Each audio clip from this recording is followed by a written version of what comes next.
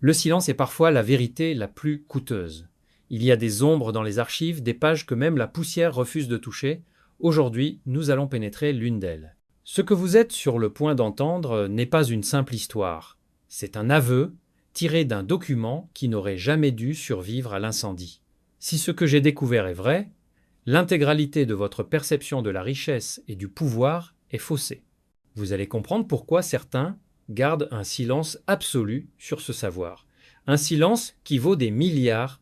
Il y a 14 mois, un contact obscur à Vienne, que j'appellerai simplement le cryptographe, m'a envoyé une image, une seule page, jaunie, d'une calligraphie étrange, en lambeaux.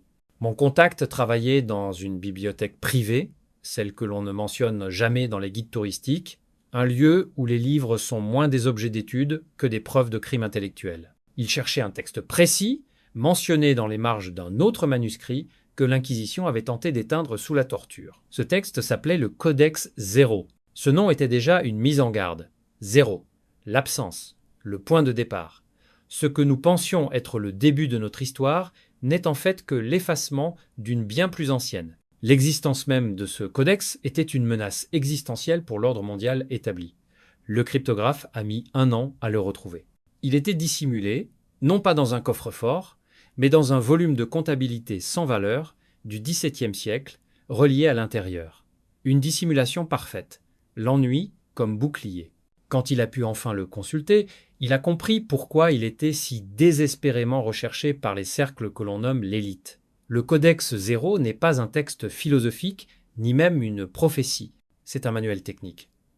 Un guide d'ingénierie sociale rédigé en 4 parties. Il ne parle pas de magie noire, ni de rituels sanglants. Il parle de quelque chose de bien plus froid, bien plus terrifiant, la création et le maintien de la rareté. L'histoire que l'on nous raconte est que la richesse est le fruit du travail, de l'innovation ou de la chance.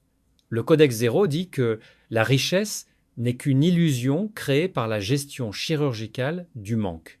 Il ne s'agit pas d'accumuler ce qui est, mais de contrôler ce qui n'est pas. Ce document détaille comment manipuler la perception collective pour qu'elle valorise des concepts arbitraires. C'est la pierre angulaire de leur fortune. Et ce savoir devait disparaître, être réduit au zéro absolu, parce qu'il pouvait être compris. La première partie, intitulée « Le miroir cassé », explique comment détacher l'homme de la source réelle de sa valeur. Nous sommes conditionnés à chercher la valeur à l'extérieur, le métal, le papier imprimé, le statut. Le codex affirme que la seule valeur non diluable réside dans le temps et l'attention. Contrôler la rareté commence par dérober ces 2 ressources essentielles. Le codex décrit comment notre perception a été méticuleusement démantelée, remplacée par l'urgence constante, la dette, le bruit. C'est l'essence de la servitude moderne. Ce n'est pas une chaîne en fer, mais une cage faite d'échéances. Le cryptographe est devenu nerveux. Il m'a dit « Plus je lis, plus je réalise que ce n'est pas l'histoire qui a effacé ce livre, mais la structure. » Il a fallu des siècles pour mettre en place ce système, une architecture invisible de la pénurie bâtie sur une seule certitude. Ce qui est abondant doit être perçu comme sans valeur.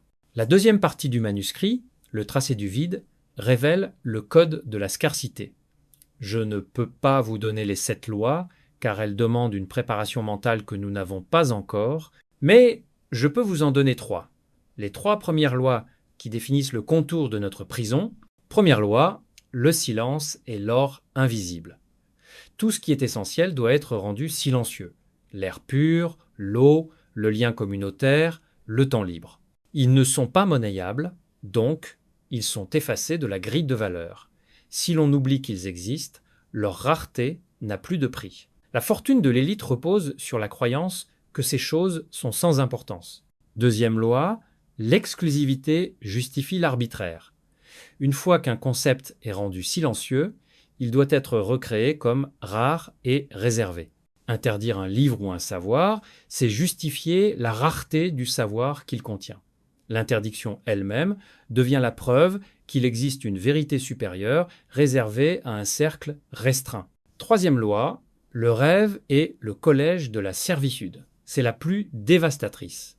Le codex explique que l'humain a besoin d'un objectif. Si cet objectif est l'acquisition de ce qui est fabriqué comme rare, le statut, le luxe, alors toute l'énergie de l'individu est détournée de sa puissance réelle. Ils ne vous ont pas pris votre liberté, ils vous ont fait courir après sa contrefaçon. L'épuisement n'est pas un effet secondaire, c'est le mécanisme de contrôle. Le cryptographe a cessé de m'envoyer des messages réguliers. Nos communications sont devenues sporadiques, pleines de paranoïa. Il m'a avoué avoir vu des ombres dans la bibliothèque. Des gens qui n'étaient pas là pour trouver le livre, mais pour s'assurer que l'absence était bien maintenue. Le danger de ce savoir n'est pas qu'il vous rende riche, mais qu'il vous rende conscient de la machinerie. Et une fois que l'on voit les engrenages, on ne peut plus les ignorer. La troisième partie, l'anatomie du contrôle, décrit comment l'élite n'est pas un complot de personnes, mais un ensemble de gardiens d'un protocole. Ils ne sont pas motivés par la seule cupidité, mais par la conviction que ce protocole est nécessaire pour maintenir l'ordre. Le protocole stipule que l'information essentielle doit être noyée dans une mer de trivialités. Les médias et le divertissement ne sont pas des distractions, mais une barrière de son. Le Codex 0 était la note de bas de page que les architectes ont oublié d'effacer dans le plan de construction de notre réalité. J'ai reçu le dernier message du cryptographe il y a 3 mois. Il était bref. Il n'y a pas de fin au protocole, seulement une boucle. Et avec cela, un fragment de la 4e loi, la rareté doit être autogénérée. Le texte s'arrêtait là, le cryptographe a disparu, la bibliothèque a déclaré qu'il était en congé prolongé, une absence totale, lisse, comme une ligne effacée du temps, nous n'avons qu'un seul fragment de la dernière section, l'initiation. Elle révèle que l'élite ne se contente pas de créer la rareté, elle la convertit en une ressource infinie, la soumission volontaire de ceux qui croient en la pénurie. La véritable fortune promise par le Codex n'est pas l'argent, c'est l'immunité contre le manque. C'est la capacité de voir que le mur de la prison n'a jamais été fait de briques, mais de votre propre croyance en sa solidité. Le Codex 0 a été effacé parce qu'il expliquait comment l'humanité a accepté de se vendre pour des symboles, alors que la richesse réelle, le temps et la conscience étaient abondantes. Il révélait que la seule chose vraiment rare n'était pas l'or, mais la volonté de ne pas vouloir, le refus d'entrer dans la boucle. Ils n'avaient pas peur que vous lisiez le livre. Ils avaient peur que vous compreniez pourquoi il a été interdit. Aujourd'hui, vous tenez le fil d'Ariane. Vous verrez désormais la rareté à l'œuvre dans chaque publicité, chaque dette, chaque urgence médiatique. Vous saurez que la plus grande fraude jamais commise est celle qui nous a convaincus que la vie devait être une lutte pour la survie. Le cryptographe avait trouvé une phrase d'introduction à la section finale, écrite par une main différente, probablement un gardien du savoir.